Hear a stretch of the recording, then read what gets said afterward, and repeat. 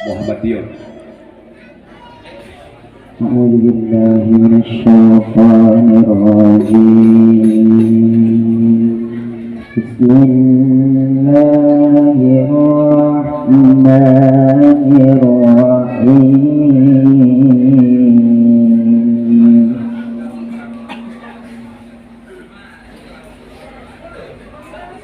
لقد كان لكم في رسول الله أسوة حسنة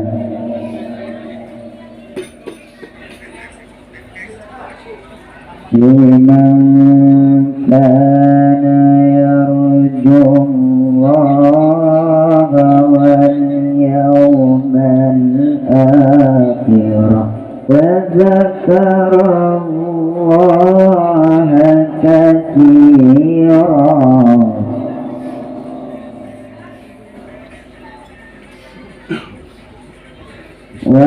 ولما رأى المؤمنون الأحزاب قالوا هذا ما وعدنا الله ورسوله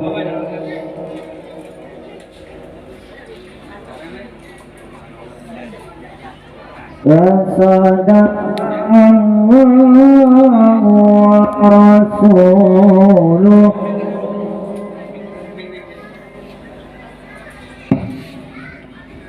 وما زادهم إلا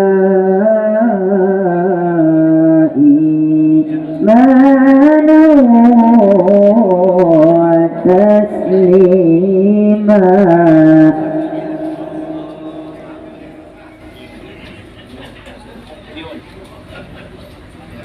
من المؤمنين رجال صدقوا ما عاهدوا الله عليه فمنهم من قضى نحبه ومنهم من ينتظر. اللهم صل على سيدنا محمد النبي سلام عليك يا رسول سلام عليك يا حبيب سلام عليك صلوات الله عليك الله يا نبي سلام عليك يا رسول سلام عليك يا حبيب سلام عليك صلوات الله عليك أشرق الكون بامتحانا بوجود المصطفى ولأهل الكون أنتم فاستجاب الله يا نبي سلام عليك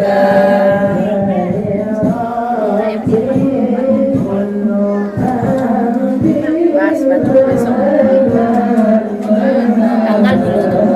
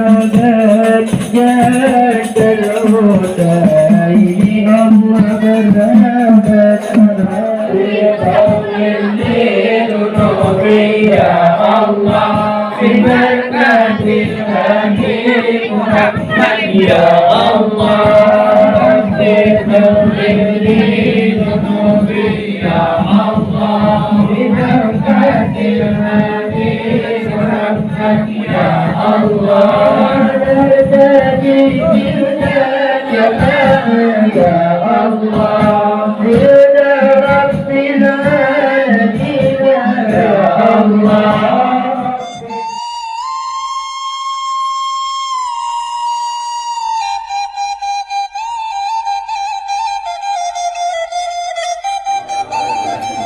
Alhamdulillah ala jami'i iqa'illah alladhi amata al-insan bi-lisanin yatarajjamu bihi amma hawahu qalbuhu wa angalah wa yashifu anhu sitrahu alladhi asdalah wa atlaqa bil-haqqi maqula wa awjaba ala ibadi hajja wal umrata was-salah Wassalatu wassalamu ala hamilillah Sayyidina Muhammad ibn Abdillah wa ala alihi wa sahbihi wa man wala wa la hawla wa la quwwata illa billah.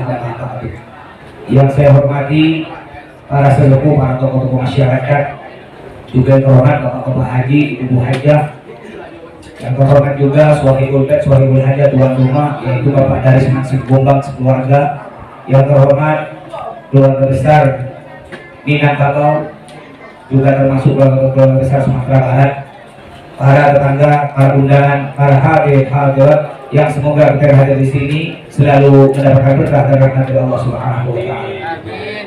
Pertama-tama mari kita panjatkan puji syukur kita kehadirat Allah yang telah melimpahkan rahmat, nikmat, taufik, hidayah dan inayahnya kepada kita.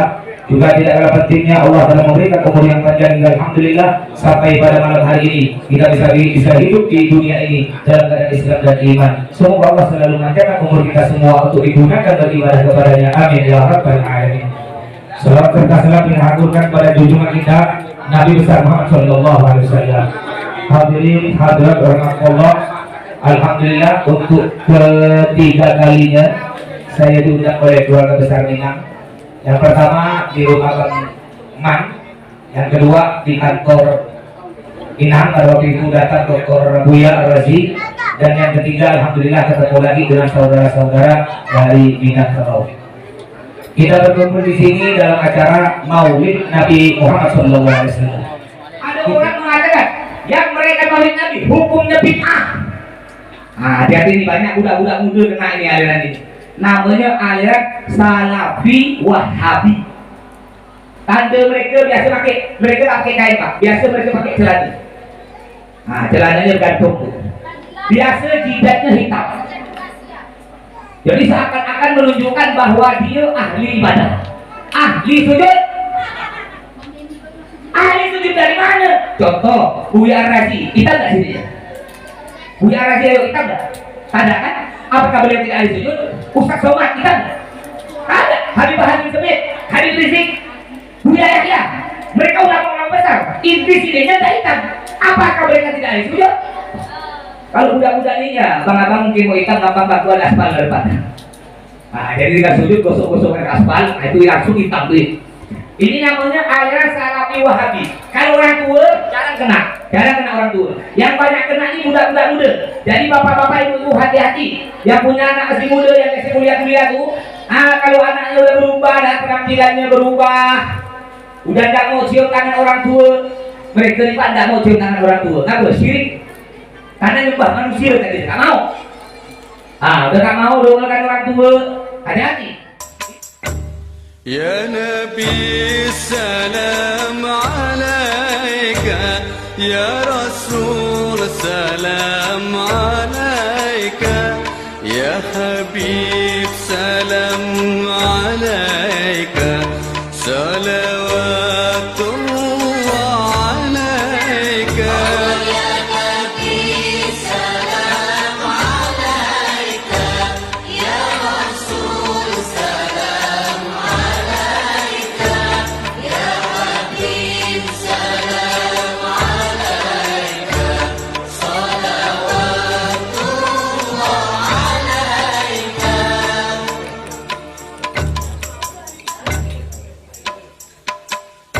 أشرق البدر علينا فاختفت منه البدور مثل حسنك ما رأينا قلت يا وجه